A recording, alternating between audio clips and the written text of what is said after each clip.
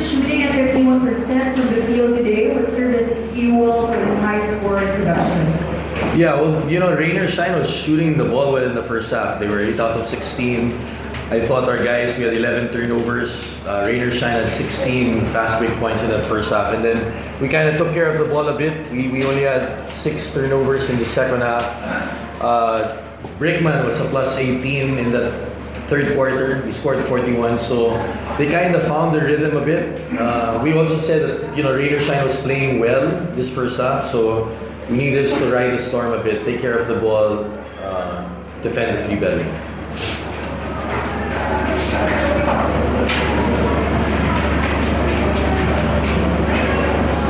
Thank you, Coach. Now we would like to open the floor to fans from the press. Coach, congratulations. Coach, how eager are you to bounce back after the way the Kings ended last game against Phoenix?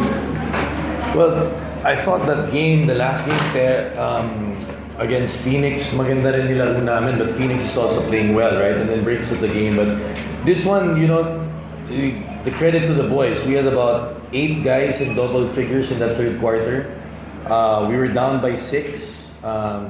We felt that Rain or Shine was playing really well. Again, they shot the ball well that first half. But led by this guy, I thought in this game, he always makes the right decision. And there have been a couple of games where his shots weren't falling. I thought this game he was playing at a high level. I think he was more than 50%. Jason shot 8 out of 12, 66%.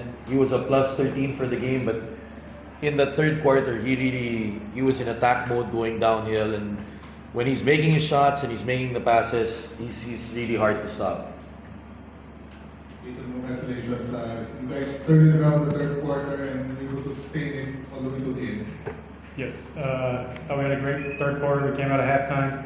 I think they shot the ball really well in the first half, so I think we felt we were in a good position. We just had to continue to play, and I think we got off to a great start to the third quarter and really helped us to finish the game. How important is it to get your first win after 2 games, especially with this format, a group stage, double round?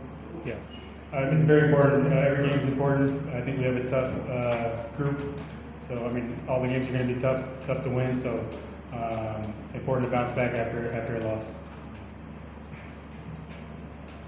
Coach, what's your current situation? Permanent disaster or temporary?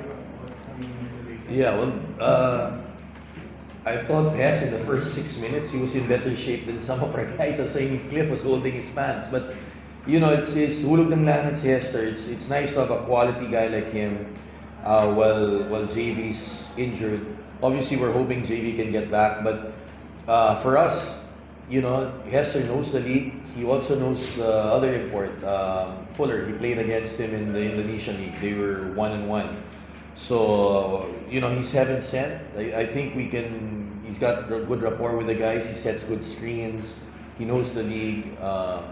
Plays bigger than his size. So, at this point, we're lucky. At least we have him. And then, when JV gets healthy, we'll see from there.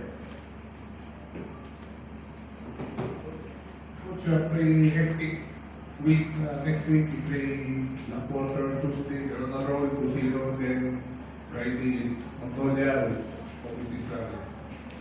Well, I think the games are ahead because baka may chance kami pagre-represent sa BCL. So, we understand that the PBA, actually we're supposed to have 3 games in 5 play dates, but they adjusted. But at this point, we just have to make the most out of it. Coach Pat he's been a long time national coach. He's got those guys playing together. They understand the game more. I think Barkley's also, he's like a PBA old school import. He faces the basket. He brings a lot of confidence. So those 2 games are gonna be big for us. Magnolia, they're 0-2, but when their backs are against the wall, they've been here before where they didn't start well last conference. Tapos nung nanalo na sila, they're in their flow. So we have our hands full. At least, nanalo kami ngayon. But again, like you said, we have 3 games in 5 days. This is the first one, and we've got 2 more.